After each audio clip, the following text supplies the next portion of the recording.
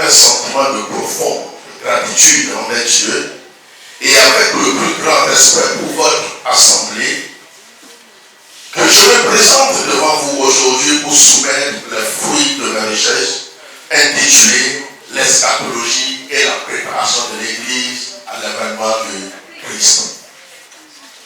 L'impulsion première de ce travail est née d'un constat pastoral.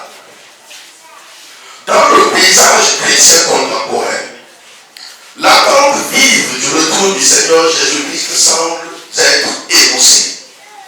L'eschatologie, ce pilier de la foi qui traite des fins dernières et de la consommation du dessein de Dieu, est bien souvent reléguée au second plan.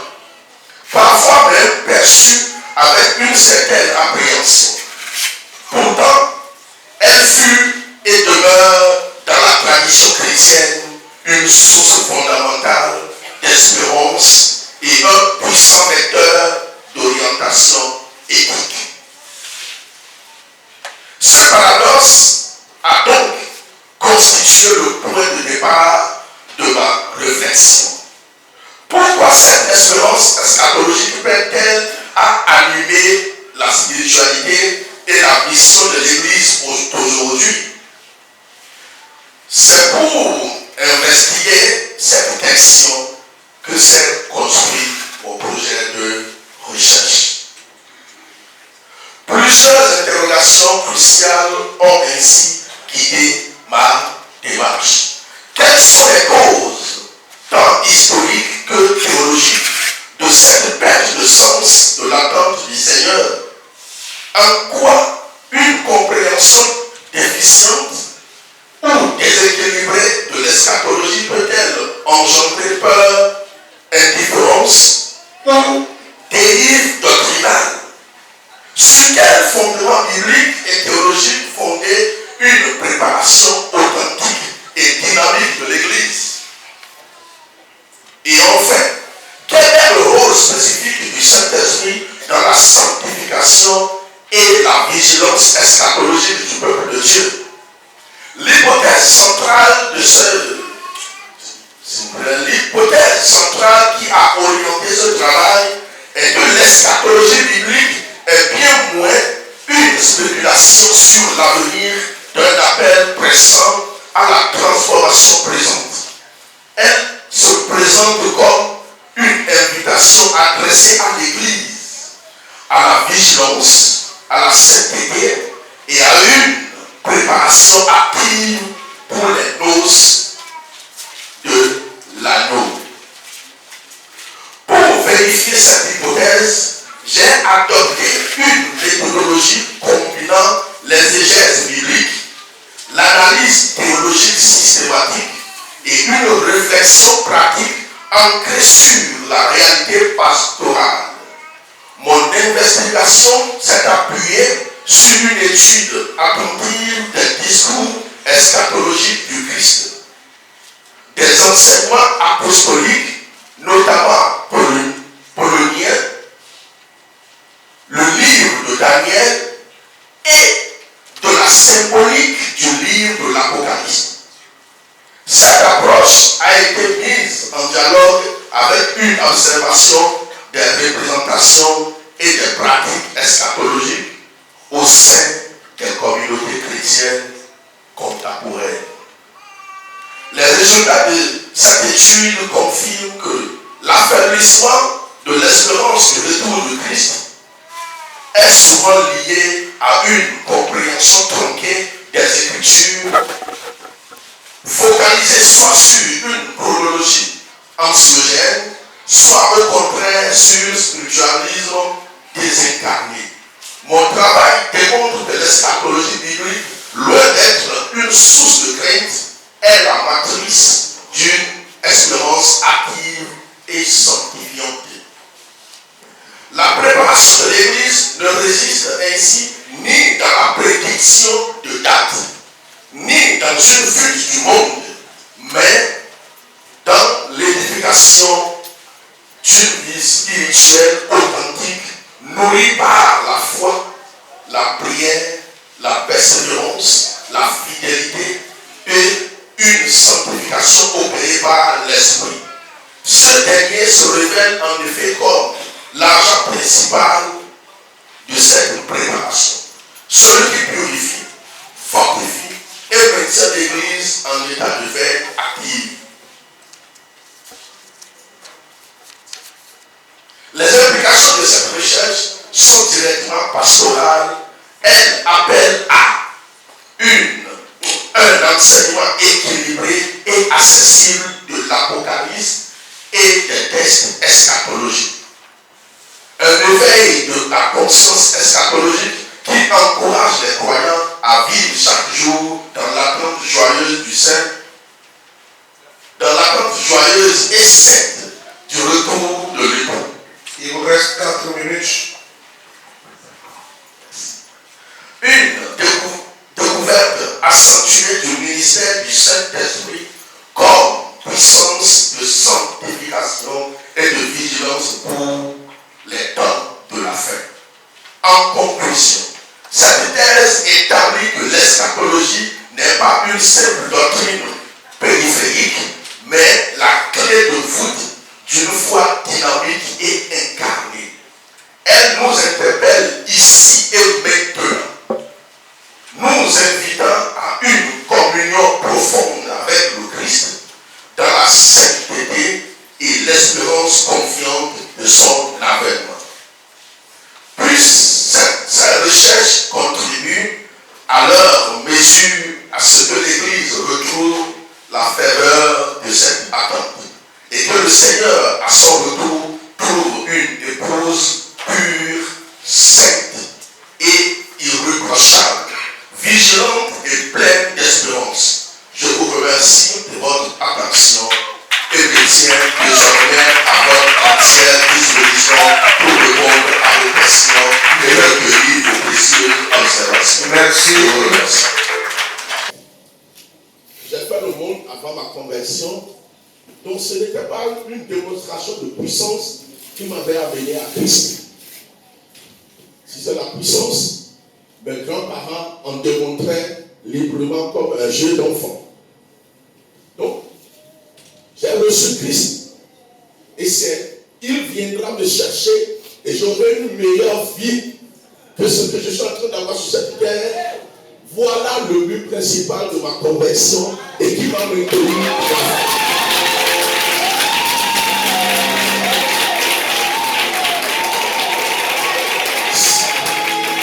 Cela a commencé à me pousser.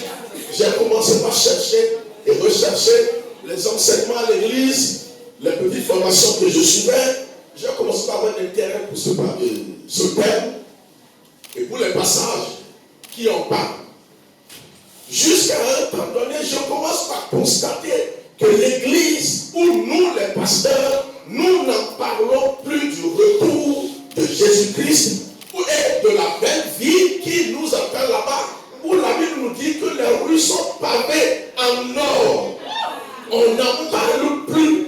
Et l'évangile, que moi-même j'aime aussi, de la prospérité, est devenu première et en première ligne dans les églises. Mais attention, les gens prêchent. Tu vas empêcher les gens d'avoir l'argent. Oui, je l'ai dit, que si tu es pauvre, raté sur la terre, tu risques de ne pas aller au ciel aussi. Parce que celui qui critique à l'église, qui voit que le pasteur bouffe l'argent de l'église, c'est celui qui ne donne pas, qui n'a pas. Mais celui qui a déjà donné 10 millions et qui a de l'argent, il a des milliards dans son compte, il ne va pas penser sur comment on a géré les 10 millions. Mais c'est celui qui n'a pas du tout qui crie. Donc, je prêche. Je prêche l'argent. Mais je prêche aussi le retour de Jésus-Christ qui doit nous préoccuper. Et maintenant, ces derniers temps, je vois que les signes que Jésus a énoncés sont en train de se reproduire devant nous. Les guerres et les bruits de guerre.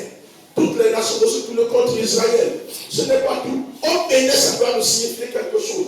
Il y a une femme qui se réclame de... Et ça déjà, c'est un signe. Jésus a dit, ils viendront en mon nom. À Abidjan, il y a un Jésus baoulé. Et ça doit nous interpeller. Voilà les choses qui m'ont amené à s'intéresser à ce thème pour que l'Église puisse revenir sur cet enseignement afin que Jésus puisse trouver une église éveillée et prête à être enlevée. C'est mieux.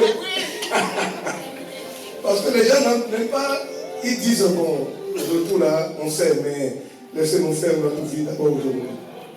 Oui. Au fait, nous savons, bon, on peut dire que Jésus ne va pas venir demain. C'est de Dieu, on peut dire. Mais moi, Jésus peut venir tout à l'heure. Oui. J'ai vu des prédicateurs qui sont morts à la chair. Oui. Donc ça veut dire qu'on peut être ici maintenant, et bon, Jésus va revenir, ou c'est ton Jésus qui va revenir. On ne le souhaite pas. On ne le souhaite pas. Parce que tu as encore beaucoup de choses à faire. Ok, que le Seigneur te bénisse. Voilà. Vous avez des questions? Merci beaucoup. Je suis excité de vous poser une question parce que je m'appelle Néhémie comme vous. Votre présentation est très belle. Il y a une contradiction que j'ai rencontrée dans la Bible. J'aimerais que vous allez m'aider. Jésus a dit dans Luc 18, verset 8, il a posé une question. Quand le Fils de l'homme reviendra, trouvera-t-il la foi sur la terre? Le même Christ dit dans Apocalypse, c'est le premier livre de la Bible, non? Apocalypse. D'accord, c'est le dernier livre. Il a dit dans Apocalypse 22, verset 11, que c'est lui qui est juste, soit encore injuste. Je ne comprends pas. C'est une contradiction. Qu'est-ce que vous en dites en tant que docteur? Si Jésus dit que celui qui pêche, qu'il continue à pécher, c'est pour éveiller la conscience du pécheur à arrêter de pécher. C'est pour l'amener à savoir que ce qu'il fait l'amène à une fin obligatoire. Ce que nous ne comprenons pas aussi, si on dit maintenant, ce bic est perdu, et on a cherché dans la salle, on n'a pas trouvé. Et le plus courageux des fidèles dit, bon, on a fouillé tous les sacs, on n'a pas trouvé le bic. Mais pasteur, on va avoir dans votre poche. Et on va dans ma poche. Et on trouve le bic. Et je dis, pardonnez-moi. Ils vont me pardonner, non? Mais si je fais 2 pas, et quelqu'un a son bic à quelque part, qu'est-ce qu'il va faire? Il prend son bic et il l'arrange. Parce que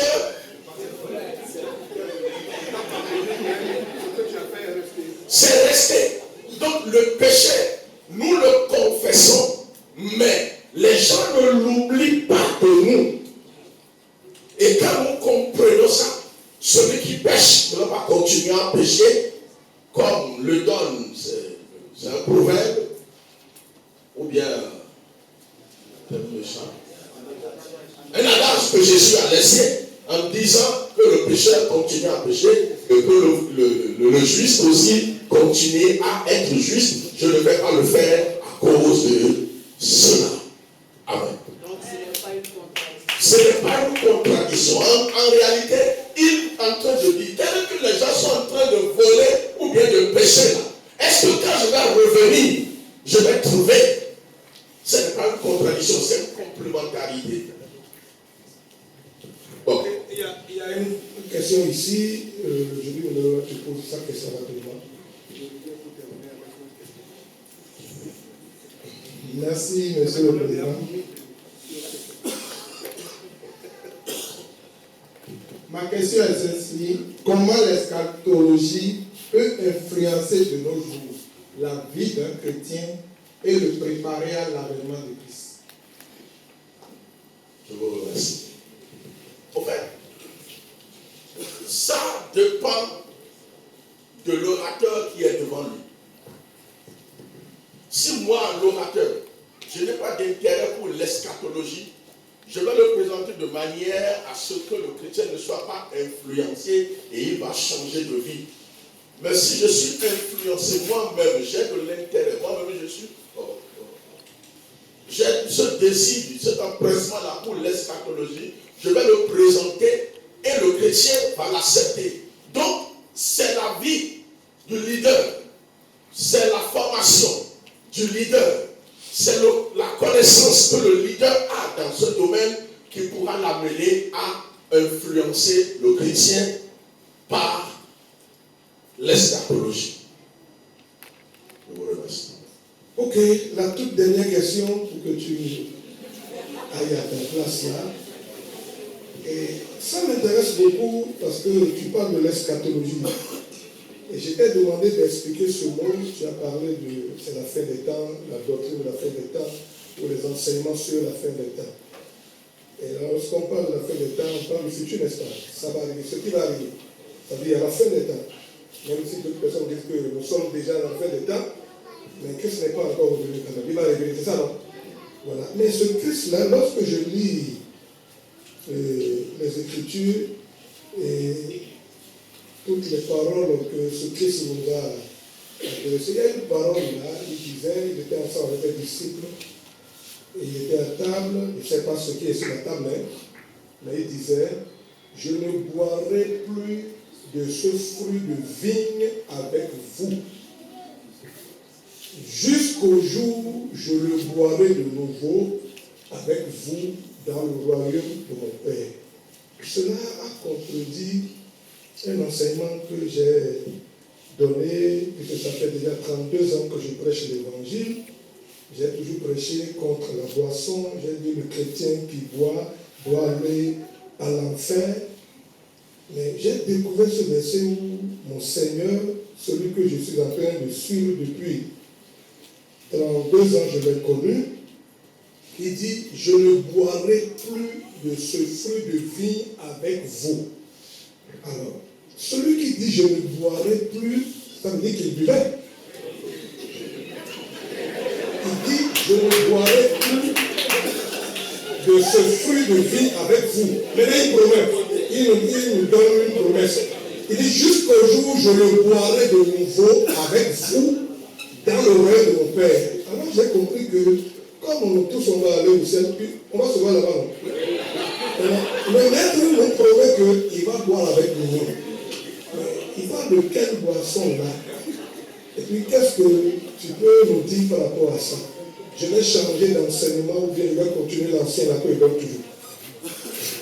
Je vous remercie beaucoup. Je crois que l'enseignement sur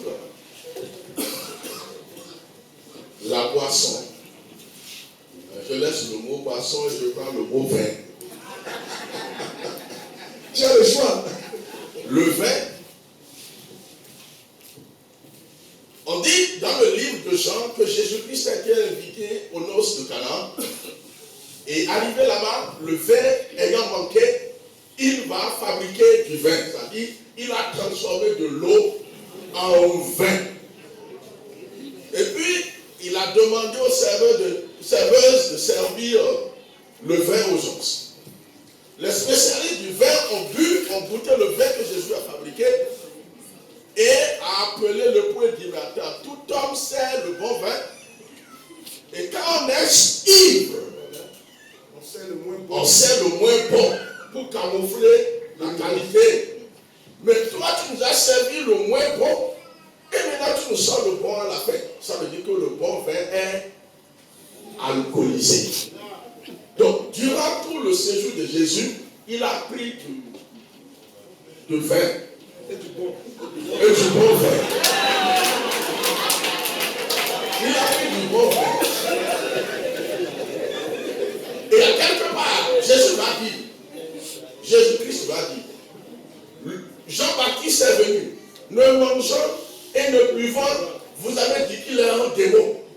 Mais le Fils de l'homme est venu, mangeant et buvant, vous avez dit qu'il est un mangeur et un buveur.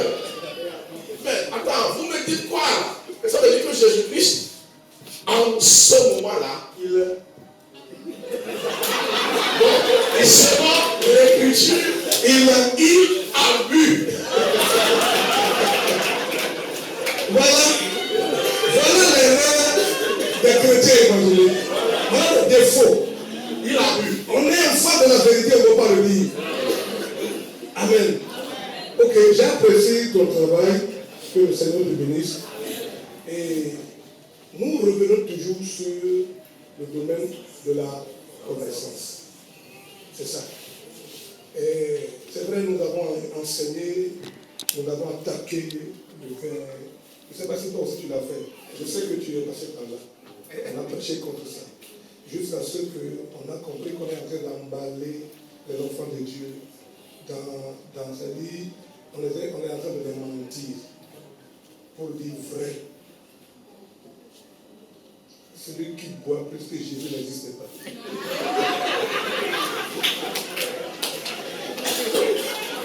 Je vous ai déjà dit que ma présence ici aujourd'hui va choquer votre théologie. Oui, ça va choquer. Et, chers étudiants, écoutez.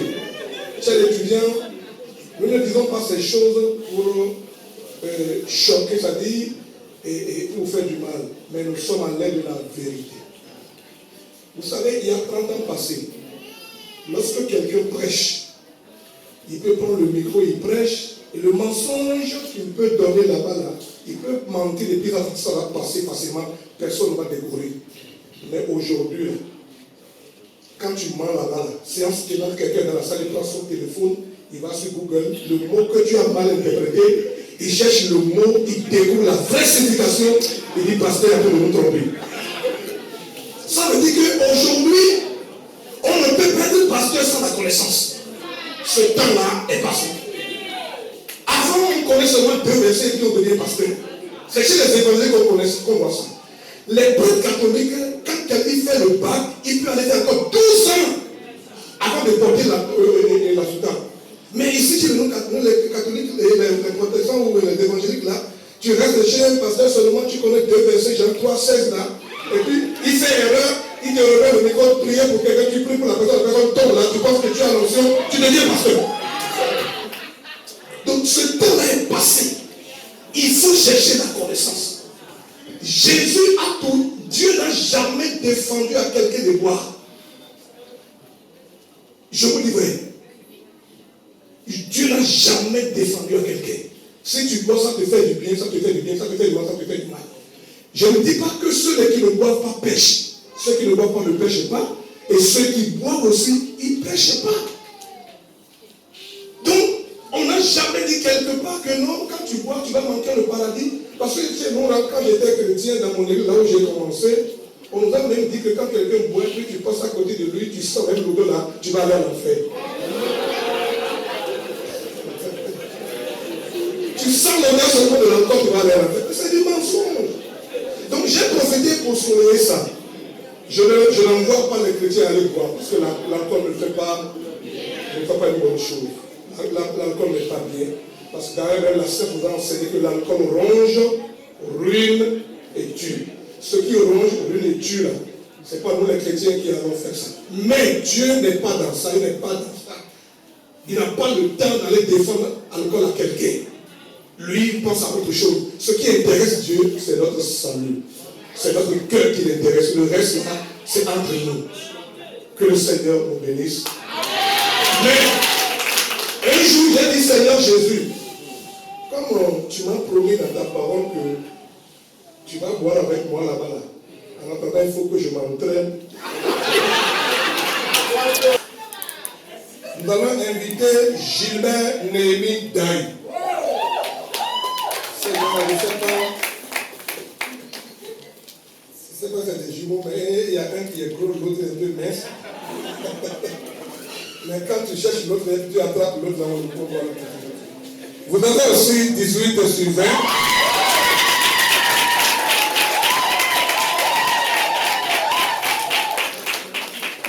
Statue à Chabot. Amen. On entend ça. Et on se dit, que ça fait pour eux seulement. Donc ça fait pour tout le monde. Aujourd'hui, vous êtes maintenant docteur Daï Gilbert.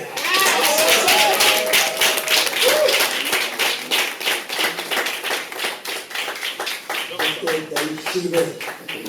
Voilà. Donc quand on voit vos affiches maintenant, on est là. Docteur Daï Gilbert. Voilà.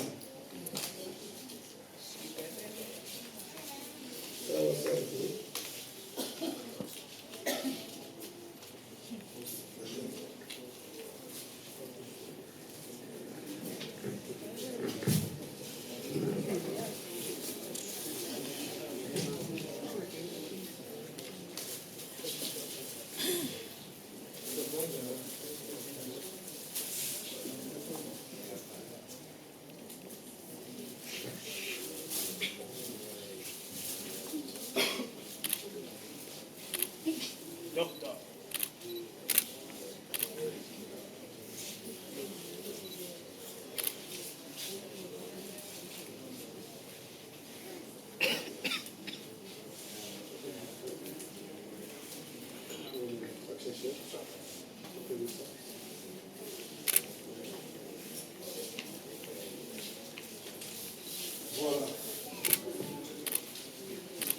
par l'autorité qui m'a été conférée en tant que président du jury et recteur de l'Académie politique et formateur, ensemble avec les docteurs ici présents et au nom de Génération Joël et ATMF, nous vous élevons au rang des docteurs en théologie.